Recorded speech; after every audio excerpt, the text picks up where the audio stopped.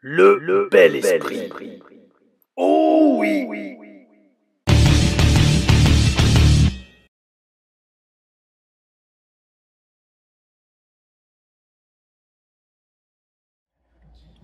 Oh oui, oh oui, c'est la première fois de ma vie en 20 ans de carrière que ça arrive. On est sur l'autoroute, les voitures passent à 300 à l'heure, peut-être pas quand même pas, mais à 120 à l'heure. Plus une seule goutte d'essence dans la bagnole, avec double J, Jafar Jordan, le caméraman de la TPW, bonjour, et Le maître du temps. Nielsen, le maître du temps. C'est pas temps d'arrêter le temps. 2h23. 2h23 du mat, on est bloqué à l'entrée de Marseille. Putain, mais pas ça coûte non plus. Vive le catch. Heureusement que j'ai pas à faire TLR review demain, putain, là j'aurai le somme. Bel esprit. Oh oui, oui. Bel esprit. Oh. Sois pas timide, Nielsen. Les amis, il est 2h50. Black Sam, Ouais. Quentin, il a ramené un bidon d'essence. Oh oui, oh oui. C'est de la Belle Street. Belle Astrid, c'est la faute de Jafar Jordan qu'on en parle. C'est pas lui bon. qui conduisait, C'est la bonne c'est lui qui a oublié de regarder le voyant rouge. J'ai pas le permis. Ouais, mais c'est encore pire. T'as trafiqué les fils. Oh oui, oh oui. Alors maintenant, il faut voir si on redémarre aussi. Regardez, c'est le sauveur. C'est notre sauveur. Béni sur le culte. C'est notre sauveur. Allez, oui, Et merci Quentin, franchement. Hein. Rapide et furieux, rapide et furieux. Bon, moi, c'est sûr, c'est de l'essence. Hein. T'aimes cette odeur, Nielsen? T'es le maître du temps? Le maître des odeurs, ouais. Tu nous l'as fait là, putain. Putain, c'est quoi cette coupe, on dirait Tobey Maguire. T'as des beaux cheveux, hein, Jafar. Hein. Merci, c'est notre Bien, choix. Tu vas pas les perdre un jour, tu penses? Non, ça va. Ça, c'est les cheveux du quartier, ça. Les petites villes du quartier. Hein. Toi, tu vas les perdre dans Nielsen, non? Moi, pas du tout. Et mon père, il a tous ses toi, cheveux. là. Tom, non. Mais ça veut rien dire. Ça veut rien dire. Si, ça. si, ça veut dire. Ça veut rien dire. Et toi, Tom, Moi, non, mais non, c'est- tu les parles déjà. Non, moi, je suis un peu dégarni, ouais, tu vois. Ouais, j'ai du style. Moi, j'ai plus de style sans cheveux. Ouais, gros, question. Il faut les clés. Hein? Il me faut les clés, en fait. Tu dormais ou tu faisais une sieste? Niqué. Je viens de finir, frérot.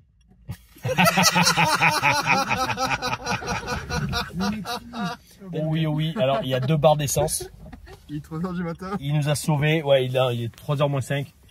Oh oui, oh oui. Fuck, c'est votre faute à force de parler de cul. Hein. Non, mais Tom, non. Mes amis, ce que vous venez de voir est une exclusivité. Une exclusivité sur la chaîne Tom Lariffa et surtout un événement totalement inédit en 20 ans de carrière.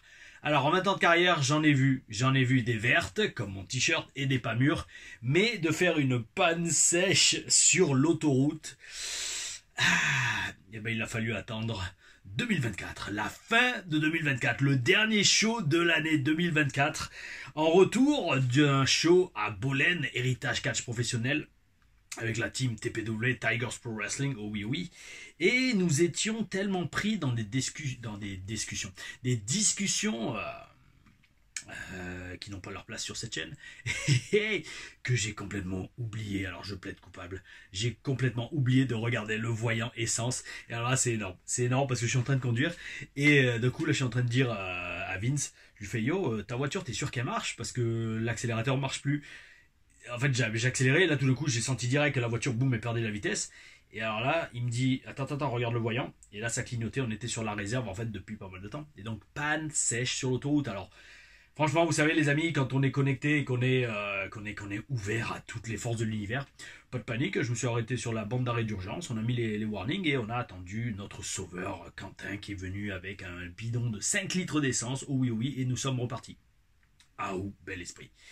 Vous avez vécu ça, alors c'était pas un vlog, c'était un mini vlog, et je me suis dit, allez vas-y, je vais partager ça sur la chaîne. Pourquoi aussi? Parce que aux petits jeunes dans la voiture, avec qui quand même on a bien rigolé, et qui ont un très bon potentiel, hein, à garder à l'œil, Jafar Jordan et Nielsen, le maître du temps. On a bien rigolé, je leur dirai que je posterai la vidéo sur la chaîne, ce qui est chose faite postée en introduction de la hashtag TeleReviews de Monday Night Raw du 23 décembre 2024, une édition qui a été pré-enregistrée à Boston dans le Massachusetts. Oui, n'oublions pas la blague très marrante. Boston, Massachusetts, où sont mes chaussettes? Oh oui, bel esprit. Et donc, dernier Raw avant Noël, avant-dernier Raw de l'année, si je dis pas de bêtises, et non, je pense que je n'en dis pas. Et donc, pour moi, c'était le dernier show de 2024 de l'année. Pourquoi? Parce que, comme je vous ai dit, donc, petite opération. Et mon prochain booking sera le 11 janvier, avec tournage de TPW Legacy. Alors vous allez dire, oui, je vais peut-être parler beaucoup de la TPW dans cette review. Pourquoi? Parce que y a pas mal de choses qui arrivent. Alors donc, TPW, Tigers Pro Wrestling Legacy, qui est cette émission de recrutement, d'entraînement, de jeunes catcheurs. On a fait déjà 3 saisons et la 4e saison va être tournée donc début janvier. Ça s'annonce comme une très grande saison. De toute façon, c'est allé chaque fois en grandissant. Hein. La première était bien, la deuxième était encore mieux, la troisième était énorme, le niveau des jeunes était énorme. Et là, la 4e, là, tous les jeunes qui sont inscrits pour l'émission, un truc de ouf. Il y aura 3 juges. On dit pas, on garde secret qui seront les juges, mais il y en a toujours 3. Et j'en fais partie depuis le début. Oh oui, et c'est super parce que chaque année, je trouve de nouvelles épreuves pour les jeunes. Et c'est franchement top parce que même s'ils gagnent pas, ils progressent de ouf. Et ça, c'est très bel esprit. Et d'ailleurs, ce qui est donc très bel esprit, c'est TPW Premium sur lequel sera disponible cette émission. Oh oui, bon, sera pas disponible la petite vidéo que vous avez vue en intro. Non, ça, c'est une exclusivité sur la chaîne Tom Larufa. Mais en parlant de coopération entre la chaîne Tom Larufa et TPW Premium, Tigers Pro Wrestling, vous allez avoir cette semaine, alors je pense, si demain, et je pense qu'on le fera, je fais la review d'NXT, jeudi ou vendredi, alors c'est pour ça, mes amis, abonnez-vous, mettez la petite cloche pour savoir quand les nouvelles vidéos sortent, je sais pas si ça sera jeudi ou vendredi, mais vous aurez un preview de 18 minutes du podcast, du Bumping Podcast qu'on a tourné avec Eddie Karaoui. J'ai regardé que 3 minutes pour l'instant, j'ai le fichier sur mon ordi, il faut que je regarde les 18 minutes, mais franchement c'est un truc de ouf. C'est un truc de ouf parce que la qualité, la réalisation et même la qualité de tout, de la discussion qu'on a avec Eddie, qui est un vétéran lui aussi des rings internationaux, il a catché Mexique, États-Unis, Japon, Corée du Nord, tout, à travers toute l'Europe, il a catché en Afrique, je vous le dis. Alors comme je le dis dans le podcast, et en toute humilité, Eddie Karaoui et Tom Larufa sont les 2 Français avec la plus belle carrière internationale aujourd'hui, toujours en activité. Point barre, mes amis. Pourquoi je dis ça? Tout simplement parce que lui et moi, on continue à catcher. Il y a pas mal de catcheurs qui ont eu de belles carrières internationales, mais par exemple comme Marcus Louis, Michael Vierge, Baron Dax, mais lui, il catche plus. Il s'est arrêté. Donc bon, pour moi, à partir de là, on prend en compte ceux qui continuent à catcher. Et qui continue à catcher internationalement. Et Eddie, franchement, on a eu une super discussion d'environ 1 heure qui, elle, sera dispo en entier sur la chaîne YouTube de la Tigers Pro Wrestling. Donc, jeudi ou vendredi, vous aurez les 18 premières minutes du podcast pour vous mettre un avant-goût, vous mettre l'eau à la bouche. Et pour cela, mettez la petite cloche pour être prévenu quand la vidéo sortira. Tout dépend de quand je sors la review de la hashtag TeleReviews d'NXT de demain. Et puis voilà, il y aura aussi celle de SmackDown. J'ai commencé le montage de la nouvelle TLR Stories qui sera tout le processus légal et administratif de signature. Les lunettes sont tordues, ça me gave. Bon, bref. Tout le processus légal et administratif de la signature d'un contrat de WWE. Ça, je pense, ça sortira la semaine prochaine, peut-être pour le 1er de l'an, on verra. Et bref, ça va être chargé. Ça va être chargé, alors peut-être pas en sortie, mais en montage de vidéo, parce que 2025, oh oui, ça va faire mal. Et est-ce que le Raw de cette semaine, on y arrive enfin, a fait mal? Très bonne question. Voyons cela en détail dans la TeleReviews de Monday Night Raw du 23 décembre 2024. Alors, mes amis, on commence avec une promo dans le ring de Drew McIntyre. On commence direct le show avec, pour moi, le prototype de la superstar WWE, Drew McIntyre, qui arrive vers le ring. Et dans une très belle psychologie de heel, il reproche des choses vraies aux fans, mais que les fans ne sont pas capables d'accepter ni d'aimer. Il leur dit par exemple qu'ils ont la capacité d'oublier très rapidement. Par exemple, ce que des gars comme Jey Uso ou toute la famille de Roman Reigns a fait dans le passé, et genre en une fraction de seconde, ça devient des gentils, et là tout d'un coup, tout le monde leur pardonne ce qu'ils ont fait à l'époque quand Roman Reigns faisait régner la terreur. Roman Reigns, pas mal le jeu de mots. Roman faisait régner la terreur sur tout le roster. Oh oui. Et donc c'est ça en fait les fans, et c'est vrai au final, c'est vrai que vis-à-vis des gars de la Bloodline et même vis-à-vis de Roman Reigns, on oublie en une fraction de seconde que le mec, ça a été un heel pendant 3 ou 4 ans. Et un heel qui régnait avec une pointe de fer sur tout le roster.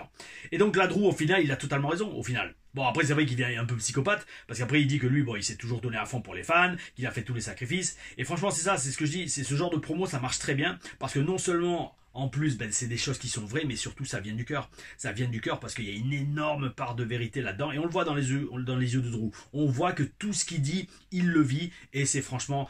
c'est bel esprit parce que ça rend cette promo très intéressante et elle place Drew dans une position d'outsider très dangereux, un vrai main eventer parce qu'on ne sait pas ce qu'il va faire. Est-ce qu'il va s'attaquer à Roman Reigns? Est-ce qu'il va continuer à s'attaquer à CM Punk?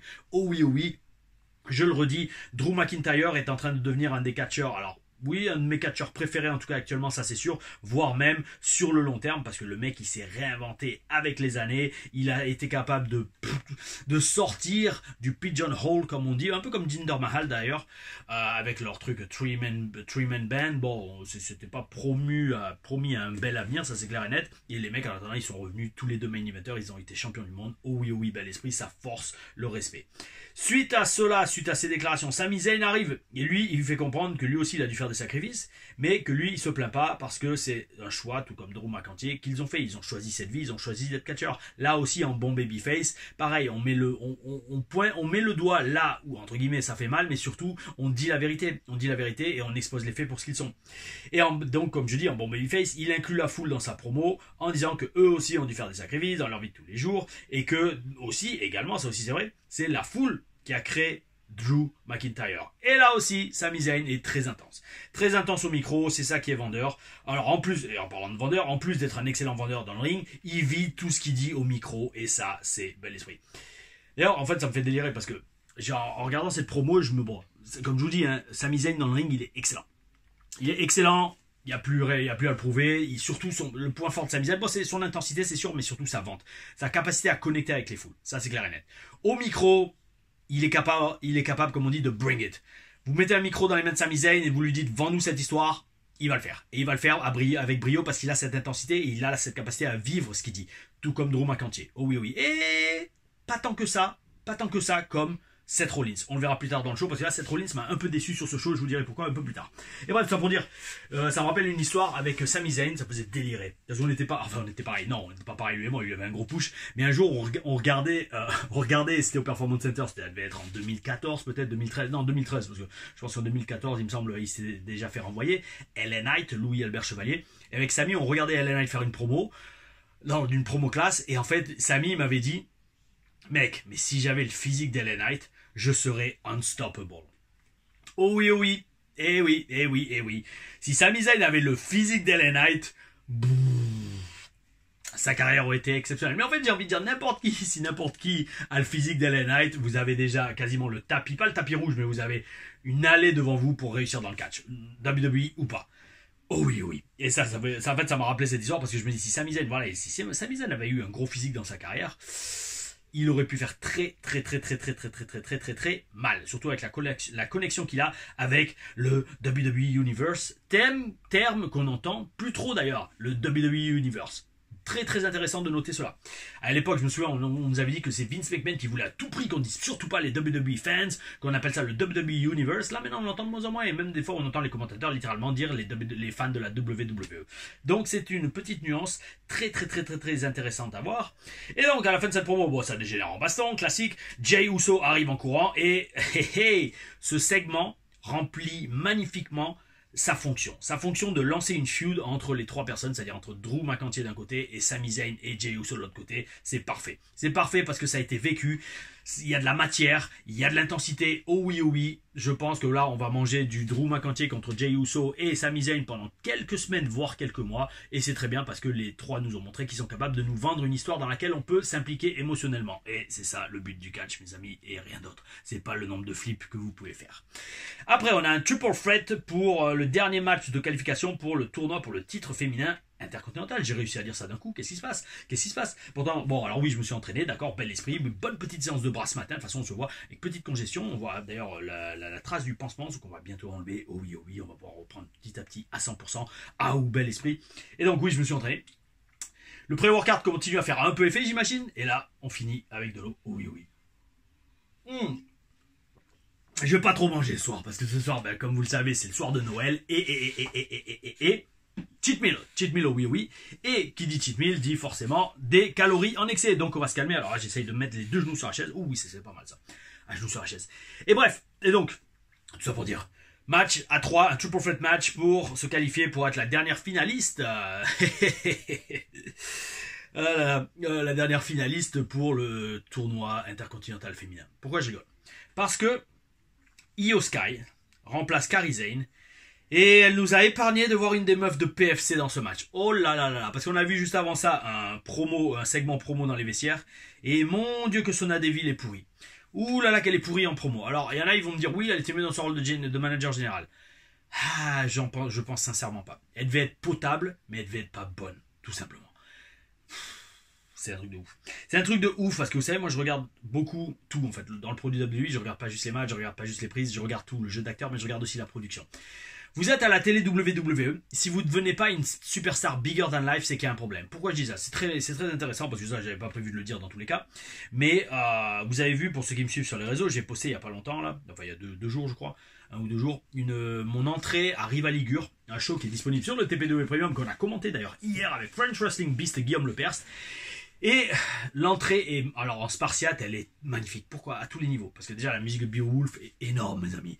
C'est une des meilleures, si ce n'est la meilleure musique d'entrée que j'ai jamais eue dans ma carrière. Et pourtant, j'en ai eu des très bonnes. Hein. J'ai eu le thème d'Exodus, j'ai eu une musique tirée de la bande originale, même 2 différentes tirées de la bande originale du film 300, oh oui, oh oui. Il y en a une, c'est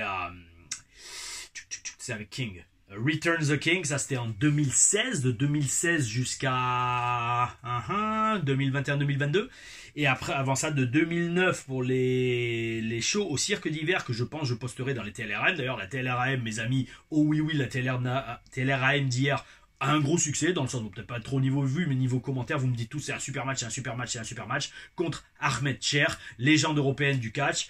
Oh oui, oh oui, très très bon ami et surtout un mec que je respectais énormément à l'époque déjà en 2008 et que je respecte encore plus maintenant parce que le mec catch depuis les années 90. Et sachez que si vous êtes catcheur européen, vous êtes devenu catcheur, vous avez appris le catch en Europe dans les années 90 et vous êtes un monstre parce que les écoles de catch étaient très rares et pour y entrer et pour se faire entraîner, il fallait vraiment soit avoir des connexions, soit avoir du potentiel, soit avoir un physique de ouf et peser 110 kg. Ça c'est Cybernic Machine qui m'avait expliqué ça. Et donc tout ça pour dire, dans une TLRM, je vous montrerai sûrement les shows au cirque d'hiver, dont un qui avait été réalisé parfait avec 15 caméras différentes. C'était un truc de ouf à l'époque, je me rendais pas compte de tout ce genre de trucs et de petits détails. Et lors des débuts de ce show au cirque d'hiver, j'avais commencé à utiliser Come and Get Them, qui est une des musiques de la soundtrack de la bande originale du film 300, qui est très stylé.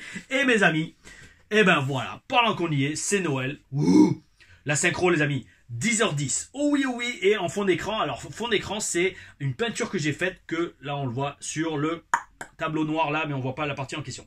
Donc 10h10, c'est une synchro mes amis. Et ben écoutez. Je vais vous montrer mes 3 thèmes d'entrée spartiates les meilleurs.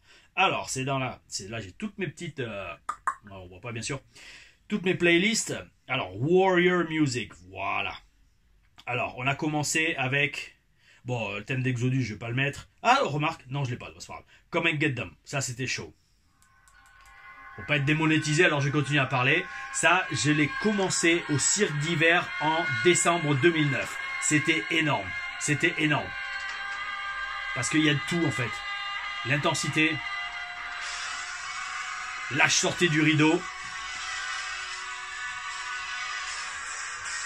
J'attendais, il y a ma pose que j'ai tirée de la statue de Poséidon Athènes.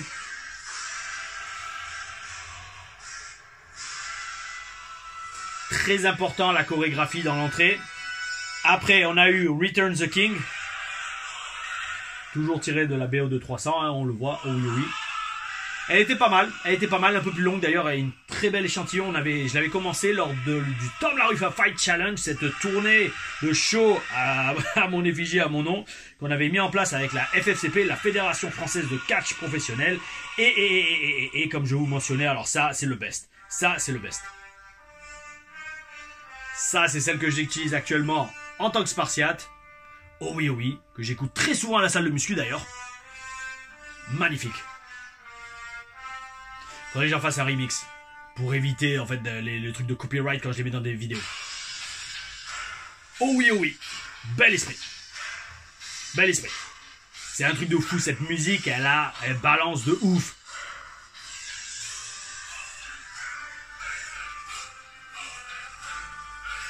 Mon neveu, Lino, l'adore. Oh oui, oui, il me dit, vas-y tonton, tu peux mettre ta musique. Il a 4 ans. Et d'ailleurs, on le voit dans le show Rivaligur, hein, les amis, si vous, on voit mes deux neveux, enfin mes deux premiers neveux, parce qu'il y en a 3 maintenant, il y en a 3. Oh oui, oui, ils ont tous des prénoms en L et ils ont la classe de ouf. Et bref, donc, pour ceux qui ont TPW Premium, vous allez voir le show Rivaligur de la FIW, Federazione Italiana de Wrestling, Fédération Italienne de Catch. Et au premier rang, avec 2 t-shirts bleus, vous verrez mes neveux, Lucas et Lino, pour ceux qui sont abonnés sur TPW Premium. D'ailleurs, je leur fais des checks et je leur fais des signes pendant tout le match. Ah, bel esprit. Et bref, alors, j'ai toujours même pas parlé de ce match à 3, mais je termine quand même. Donc, pourquoi je parlais de mes thèmes d'entrée et des TLRAM parce que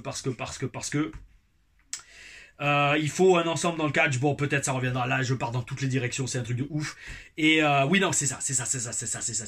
Quand vous avez les moyens de production de télévision de la WWE et que vous n'arrivez pas à dégager une aura plus grande que nature, vous êtes une MERDE. Et Sonia Deville en est une gigantesque. D'ailleurs, tout PFC en est une. Ça, je vous le dis tout de suite. Pourquoi? Regardez cette entrée que je fais en Spartiate à Rivaligur. C'est... Alors attention, la foule était de ouf. Il y avait au moins 700 personnes ce soir-là, chaud comme la braise. Je suis juste là, il y a une seule caméra. Et ben, je sens la puissance du Spartiate qui se dégage de moi. Et c'est pas juste moi qui le dis, il y a tout le monde qui l'a vu. Il faut voir, c'est une entrée de ouf. Alors imaginez ce personnage à la WWE avec les lumières qui s'éteignent. Sur le Titantron, on voit l'ombre d'un bateau grec qui traverse l'horizon avec le soleil qui se couche. Tout est noir et là d'un coup 2 gros éclairs, boum, les lumières, un gros spotlight sur moi qui me fait briller avec le casque qui brille, une cape à paillettes qui brille, que tout le monde a les yeux éblouis. Ils font qu'est-ce qu'ils font? Qu'est-ce que c'est? Est-ce que c'est un dieu qui est venu sur terre parmi nous? Qu'est-ce qui se passe?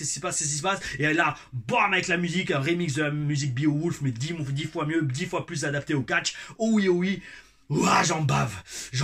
Et là, boum, je fais ma position, je baisse les bras, j'enlève le casque, et là, je regarde la foule et je fais et là, tous les fans, 15 000 personnes, toutes les semaines reprennent ce chant, et à WrestleMania, il y en a 95 000. Et en fait, c'est Ouah inversé de Roman Reigns. Bref, ça pour dire. Enfin bref, voilà. Tant mieux qu'on n'ait pas eu Sonia Deville dans ce match. Oh oui, et qu'à la place, on a eu Io Sky. Donc, alors là, je vous le dis tout de suite, Io Sky est toujours une déesse du catch. Et donc, dans ce match, alors attention, on a Io Sky, Alba Fire et Natalia. 3 catcheuses à la carrière internationale et au CV et au palmarès de ouf. Oh oui, des vraies catcheuses, donc ça annonce un très bon match. Et c'est ce qu'on a eu. Alors, mis à part un tout petit truc. Alba Fire, je t'adore, hein, franchement, je respecte. D'ailleurs, à un moment, elle avait catché à la WS aussi. Ça c'est vrai, mais après, quand moi j'étais aux States à ce moment-là, à NXT. Et je respecte énormément ta carrière, mais s'il te plaît, fais un peu plus gaffe en parlant dans le ring. Parce que le problème justement des productions de la WWE et des caméras, c'est que oui, c'est de la qualité de ouf, mais si vous parlez trop fort dans le ring, surtout à la télé, on va vous entendre. Et là, il y a eu 2-3 fois où on l'entend dire « Stay here » à Io Sky. Hey meuf, essaye de parler un peu plus discrètement, parce que l'oreille de Tom Larifa, même en x2, l'entend. Et alors là, je remets retour rapide et j'écoute en x1, et là, je vois, ah ouais, on l'entend clairement dire « Stay here » à Io Sky. Bon, c'est pas grave. Oui, c'est pas grave, c'est pas la fin du monde, mais meuf, tu vas terminer dans Botchamania. Et ça, vaut mieux éviter, tout simplement, parce que Botchamania, c'est pareil, c'est alors. C'est des petites merdes derrière leur écran d'ordi qui se moquent de catcheurs professionnels qui font ça pour gagner leur vie. Mais justement, ne donnons pas à manger aux parasites. Ne donnons pas à manger aux sangsues. Ne donnons pas à manger aux... Alors, je ne veux pas dire cafards, parce qu'en fait, cafards, c'est les pauvres cafards, ils n'ont rien fait pour mériter d'être désignés d'être comparés aux pires raclures de l'existence. Mais bon, voilà, vous comprenez l'idée, mes amis. Ensuite, comme je dis à chaque fois, Io Sky est absolument exceptionnelle dans tout ce qu'elle fait. Dans sa personnalité, dans son look, dans sa condition physique, énorme. Et c'est super de l'avoir gagné ce match et donc de se qualifier pour la finale, pour le titre féminin intercontinental. Alors maintenant, on va avoir donc Io Sky contre Lyra Valkyria. Malheureusement, je vois pas Lyra, je l'adore, Lyra Valkyria, je l'adore. Elle a un très gros potentiel, mais je la vois pas gagner contre Io Sky. Et donc en finale, je pense qu'on aura Io Sky contre, je pense pas Zoe Stark. Donc Dakota Kai contre Io Sky. 2 anciens membres de Damage Control, peut-être, je pense bien. À moins qu'ils mettent Lyra Valkyria contre Dakota Kai, non mais ça, franchement, Io Sky, j'espère qu'elle va gagner le titre intercontinental féminin parce que ça serait super pour sa carrière. Elle serait la première championne IC de l'histoire et elle le mérite totalement. Et ça, mes amis, je pense que vous êtes absolument tous d'accord avec moi. Oui, oui. On en suit avec un singles match entre Chad Gable et Akira Tozawa. Alors, American Made est toujours aussi magnifique dans leur tenue et dans leur entrée. C'est vrai, ils ont les matching singlets, on voit qu'ils investissent. Les mecs, toutes les semaines, ils arrivent avec un nouveau singlet. Et ça, je dis, oh oui, oui, je vote pour et je dis très bel esprit. Ça, je le redis. Alors, attention.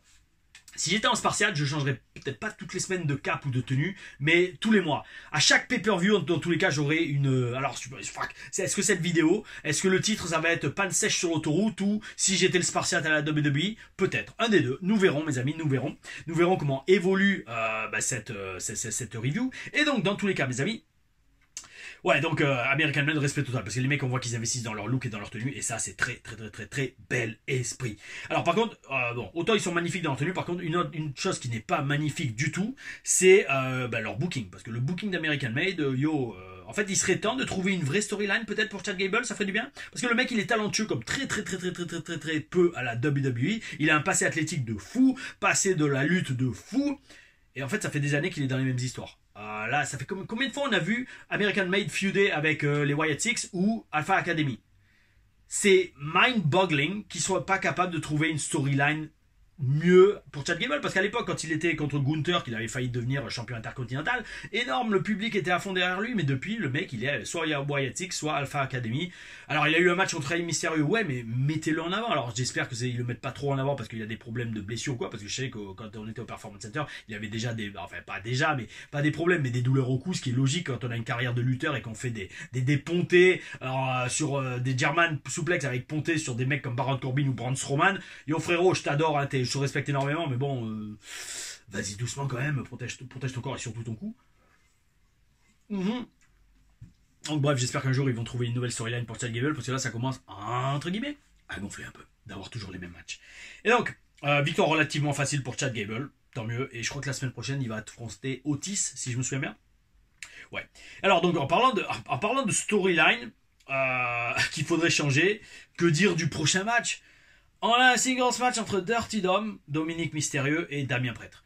Là aussi, mes amis, en fait, il faudrait qu'on fasse les comptes pour voir combien de fois on a vu Damien Prêtre cette année dans un match contre un des membres du Judgment Day. Sérieux, il faudrait que quelqu'un fasse le compte. Alors, je dis pas à vous dans les commentaires, mais en fait, toutes les semaines, c'est quasiment ça.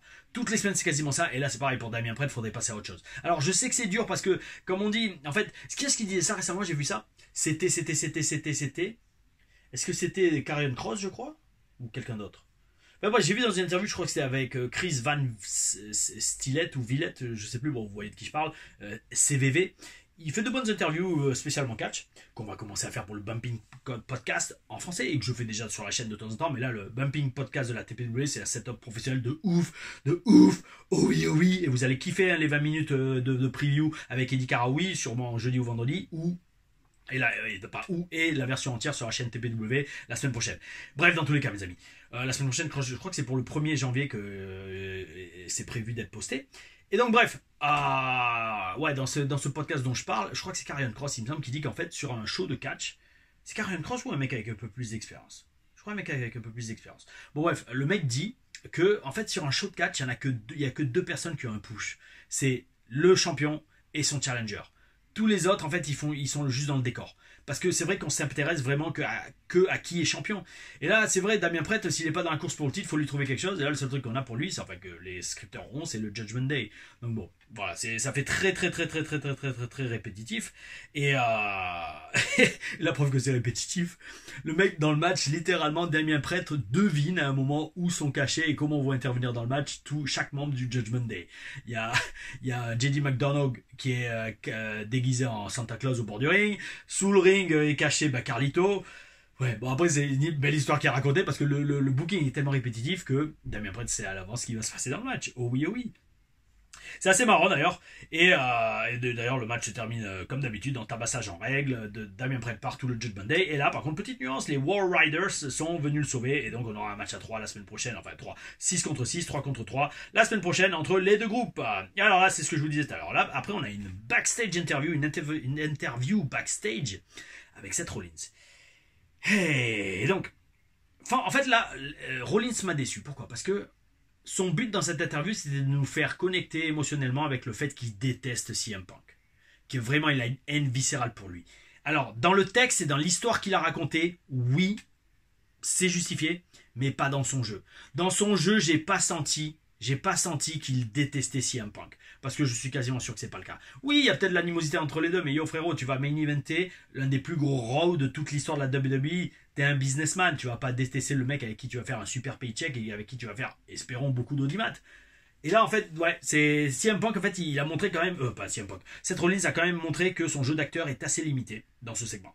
Et, parce que je vous le dis, on le sent pas, enfin, je sais pas pour vous, mais moi, je l'ai pas senti vraiment enragé tel qu'il devrait le montrer. En fait, je sais pas, il aurait fallu replonger dans un moment de ta vie où t'étais vraiment énervé, il aurait fallu, enfin, c'est même pas là, c'est même pas, j'allais dire, essayer de penser comment tu peux être énervé, mais surtout, la voix qui tremble, tu sais, genre, mais faire des pauses, waouh, moi je commence à vivre le truc en fait. Bon, enfin bref, tout ça pour dire, attention, le match je pense va être quand même très bien, et puis ça reste quand même le main event de Raw du 6 janvier. D'ailleurs, c'est bizarre, alors apparemment, donc le main event ça sera Punk contre Rollins. J'aurais peut-être mis moi Solo contre Roman Reigns, mais bon, d'un autre côté, c'est vrai que Rollins et Punk, il a failli en avoir un. Il a failli avoir un Raw que j'aurais dédié à Crasbiz, dont j'ai plus de nouvelles. Frérot, j'espère qu'il t'est rien arrivé. J'ai pas eu ta vidéo. On verra si je l'ai. Oh oui, oui. Bref, ça pour dire. Punk et Rollins ont peut-être plus de star power que Solo Sikoa. Parce que moi j'aurais peut-être mis en main event Roman Reigns contre Solo Sikoa. Alors vu que c'est pas le main event, est-ce que ça veut dire que The Rock n'interviendra pas? Nous verrons, mes amis. Nous verrons dans 2 semaines maintenant. Oh oui, oh oui. Avec un Raw qui passe à 3 heures. Ah oh. Et après ça, alors encore un autre singles match, ça avait été préenregistré la semaine dernière, ce Raw, n'oublions pas, entre Miz et Dexter Lumis. Alors par contre là tout de suite, expliquez-moi pourquoi en fait on appelle Dexter Lumis, et plus par son nom du vautour. Parce qu'il me semble au tout début de YTX, alors j'espère ne pas dire de bêtises, mais on les appelait par les noms de leurs personnages, avec leur masque. Et là, non, ça redevient Dexter Lumis. À voir.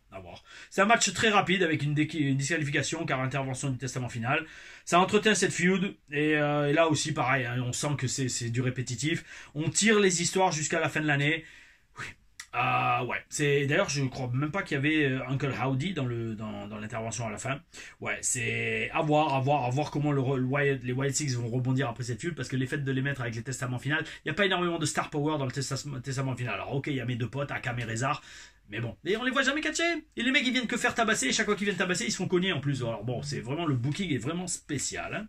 Enfin bref, alors là, bon, par contre, il y a un segment que j'ai beaucoup aimé après ça. C'est le New Day qui arrive pour couper la parole aux commentateurs qui sont en train de dire des bêtises sur eux, selon le New Day. Et ils essayent d'en placer une, et ils ont du mal. Mais ils arrivent quand même à prendre le micro et à annoncer la couleur. Et là, c'est magnifique. Parce que Kofi Kingston dit que sa mère est au premier rang, qu'elle a fait tout ce chemin pour venir la voir faire une sorte de homecoming à Boston. C'est vraiment, j'ai pas trop suivi l'histoire, mais Kofi aurait grandi à Boston ou dans les environs, et leur hit, leur réaction négative de la foule à leur rencontre est absolument, comme on appelle ça en catch, terme technique anglais, nucléaire. The heat is nuclear, ça veut dire que vraiment les mecs ils arrivent pas à en placer une et on sent la haine et les basses vibrations que dégage la foule à leur rencontre. On peut le couper au couteau. Oh oui, oh oui. Et donc franchement je vous annonce tout de suite, hein, quand j'ai vu la mère de Kofi Kingston au premier rang, en moi, et je jure que c'est vrai, j'ai tout de suite espéré qu'elle-même n'approuve pas les actions de son fils. Ça aurait été énorme comme booking. Et c'est exactement ce qu'on a eu. C'est énorme. J'ai explosé de rire devant mon ordi. Parce que c'est ça, le mec il fait, genre grosso modo, lui, Kofi, il est convaincu qu'il a raison dans ses actes. Et la foule le hue. Mais vous savez quoi, regardez, il y a ma mère. Vous savez quoi, man, les écoute pas. S'il te plaît, je suis désolé, n'écoute pas ce qu'ils font. Viens, on se fait un câlin. Et là, la mère, elle le regarde. Même la mère le regarde. Elle secoue la tête. Et elle tourne le dos à son fils par rapport à ce qu'il a fait à Biggie. Alors limite je rigole comme le Joker. Pourquoi? Parce que mes amis, qu'est-ce qui peut faire plus il que être renié par sa propre mère? Oh oui, booking de ouf, énorme segment, mes amis. Comme quoi, des fois, il n'y a pas besoin d'un match, ou il n'y a pas besoin d'une prise de catch de ouf pour faire évoluer un personnage. Et alors là, avec ce segment, on a renforcé x5, peut-être pas x10, mais x5 la hit qu'ont le New Day. Oh oui, c'est magnifique. C'est magnifique. En plus, c'est le genre de segment que je kiffe parce que je vous le redis, c'est pas du catch. Bon, ça fait avancer le personnage catch, ça fait avancer les storylines catch. Mais ma parole, c'est énorme. C'est énorme, c'est énorme, c'est énorme parce qu'il n'y a pas eu de chute. Il n'y a eu que du divertissement et c'est énorme. Oh oui, oh oui, bravo les gars, les writers pour ce segment, c'était top. Et on en arrive au main event. Main event pour l'avant-dernier Raw qui durera 2 heures. Entre Drew McIntyre et Sami Zayn qui avait été mis en place un peu plus tôt dans le show. Et là, pile poil, comme d'hab, on a 14 minutes pour ce main event au ding ding ding de la cloche. 2 vétérans qui s'affrontent dans ce match, oh oui, oh oui. Et là, par contre, bon alors, très bon match, hein, je veux dire, il n'y a rien à redire sur ce match, que c'est très bien, mais de toute façon, c'est pas étonnant, vu le talent et la carrière des 2 protagonistes, qui sont des antagonistes dans ce match. Et pendant ce match, par contre, je me rends compte d'une chose, c'est que les écrans, alors c'est LED, je crois, les écrans high-tech qu'on a dans l'entrée et partout dans l'arène, c'est franchement vachement pratique. Hein. Pourquoi? Parce que à une époque, comme dans les années 90, quand on fait une émission sur le thème spécial Noël, il aurait fallu blinder la salle, blinder le ring et blinder l'entrée de décorations de Noël, avec des guirlandes, des sapins, etc., etc., etc. Alors que là, aujourd'hui, il suffit juste de mettre des images sur les écrans et ça fait autant. C'est autant le même effet, voire mieux, parce qu'en plus les images peuvent changer. Oh oui, oh oui. Parce que pendant ce match, sur le background, il y avait Special Christmas Edition. Enfin, elle était peut-être tout le reste du show, mais je ne l'ai pas trop remarqué. Là, je l'ai remarqué dans ce main event. Et donc, en fait, c'est top. Parce que vous mettez juste l'image sur les écrans. Donc, vive la technologie. Vive la technologie, d'ailleurs, en parlant de technologie. Truc qui n'a aucun rapport. J'ai regardé une vidéo de Candace Owens sur YouTube qui interviewait un mec qui a fait tellement de recherches pour montrer que le moon landing, l'alunissage n'a jamais eu lieu. Je vous conseille d'aller voir cette vidéo, ça fait vachement réfléchir. Ça fait vachement réfléchir parce que ne serait-ce qu'un argument de base pour dire que là aussi c'est un mensonge. Alors attention, hein, complotiste for life bien sûr, mais bon, ça on va pas changer une recette qui marche. Faut expliquer comment dans tous les domaines imaginables, la technologie a avancé depuis les années 60, mis à part dans l'aérospatiale où on est incapable, dans la version officielle, de reproduire la technologie qui nous a apparemment permis d'aller sur la Lune. Allez comprendre. En attendant, les progrès de la technologie permettent à la WWE de gagner du temps et d'économiser de l'argent en ayant ces superbes écrans géants LCD qui leur permettent de mettre les décorations de Noël pour cette édition de Raw spécial Noël qui touche à sa fin avec ce main event et, oh oui, une victoire, si je dis pas de bêtises, ce que j'ai noté. Je crois bien que oui, c'est Drew McIntyre qui gagne. Oui, c'est bon, ça y est, je m'en souviens. Parce qu'après, ça part en baston générale. Avant de parler de la baston générale et de conclure cette reviews, en tout cas cette analyse de Raw, mes amis, d'un expert à un autre, hein, je m'adresse à Drew McIntyre. Ainsi, amigo, tu regardes les TL reviews et je suis quasiment sûr qu'il y a les sous-titres anglais disponibles. Oh oui. Ça, je l'ai vu hier avec mon. C'était quoi avec quoi Sur quelle vidéo j'ai regardé sur la TLRM, parce que je l'ai envoyé à Ahmed Cher en le taguant dedans sur Facebook. Oh oui. Et la traduction générée automatiquement en anglais avec les sous-titres est disponible. Donc, oh oui. Donc, il faut envoyer ce lien à Drew McIntyre et je vais te donner un conseil, Drew.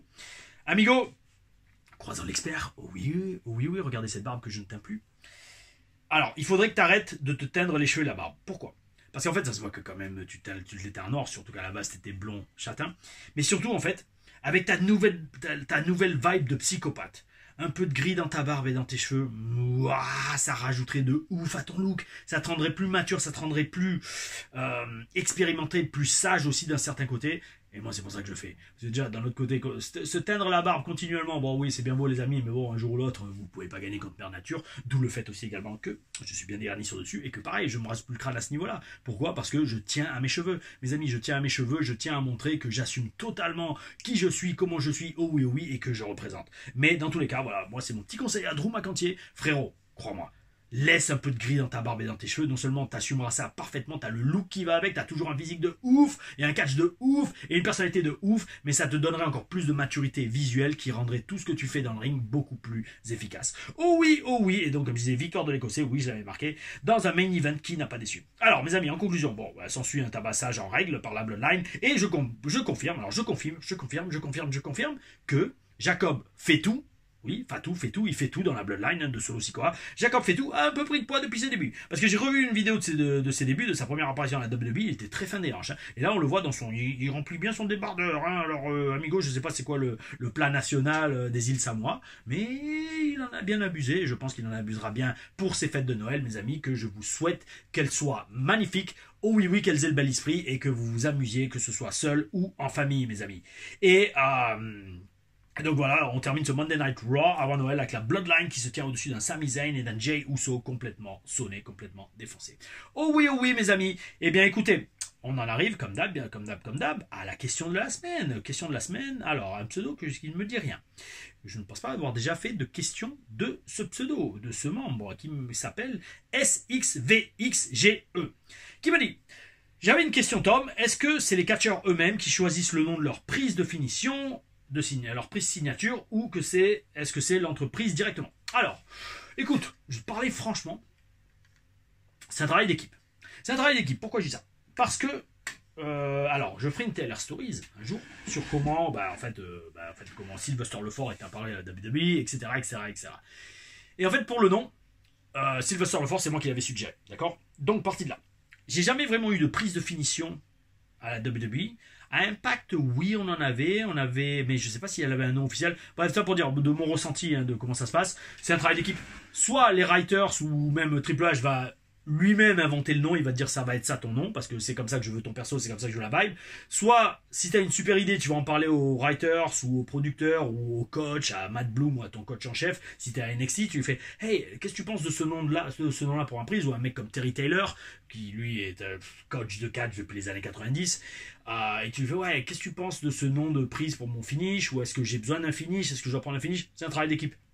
Ça peut venir donc du catcheur lui-même ou d'un scripteur, scénariste, de Triple H, d'un des coachs, voilà, d'un producteur aussi également. Je sais que Joey Mercury avait d'excellentes idées niveau catch et il en a eu plein qui ont servi à plein de superstars qu'on connaît aujourd'hui. Oh oui, oh oui. Donc voilà, tu vois, il n'y a pas de question noir ou blanc, c'est franchement gris. Oh oui, oh oui. Gris un peu comme le ciel à Nice aujourd'hui. Oh oui, oh oui, mes amis, pour ce 24 décembre. Donc mes amis, je vous souhaite de passer un merveilleux réveillon.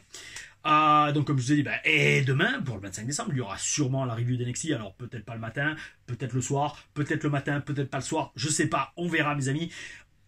Preview du podcast avec Eddie Karaoui en fin de semaine, donc mettez la petite cloche, n'oubliez pas, abonnez-vous, likez, partagez, commentez. Oh oui, oui, continuons à faire monter les chiffres, même si ça stagne un peu, mais comme j'en parlais à Beast, à French Wrestling Beast hier, Guillaume Lepers, je compte pas m'arrêter. Je compte pas m'arrêter parce que déjà on a tous le bel esprit sur la chaîne. Oh oui, oui. Et fuck, ST Callis, fuck. Je ne dérange pas petite Mishka qui dort. Je viens de me rendre compte et elle est sur le lit. Est-ce que vous voulez la voir? Est-ce que vous voulez la voir? Mishka? Non. Elle roupie, un truc de ouf. Vous savez quoi? Je vais la prendre en photo avec mon portable. Wow! Hey! Ça l'a réveillé. Et donc, comme je disais, elle adore, elle s'en bat les steaks. Avec mes chaussettes Macho Man d'ailleurs. Hop! Petite Mimiche qui dort. Oh oui, oui. Ouais, comme je disais, on a le bel esprit sur la chaîne. Oh oui, oui. Et nature peinture. Et d'ailleurs, en parlant de nature peinture, vous avez vu, pour la première fois de ma vie, panne sèche sur l'autoroute, panne sèche d'essence, mais on est reparti, j'ai pu rentrer, et comme je dis dans la vidéo, heureusement que ce jour-là, j'avais pas à faire de TLR Reviews. Et donc cette semaine, on aura TLR Reviews de NXT, TLR Reviews de SmackDown, et preview du Bumping Podcast avec Eddie Karaoui. Je vais finir l'édition de la prochaine TLR Stories qui sortira, je pense, la semaine prochaine. Je vais essayer d'en filmer 2 ou 3 autres. Alors là, l'année prochaine, ça sera mes analyses de match à Impact. Là, vous allez kiffer, les gars. Oh oui, oui, oui. Je vais analyser mes tryhards, mes matchs avec les Hardy Boys, mes matchs avec Al Snow. Ouh, il y en a un, il va être énorme. Les amis. Un match dans lequel j'ai eu une commotion cérébrale. Alors, c'est peut-être pas une bonne chose, c'est peut-être pas bien d'être excité d'analyser ça, mais vous le vivrez de l'intérieur.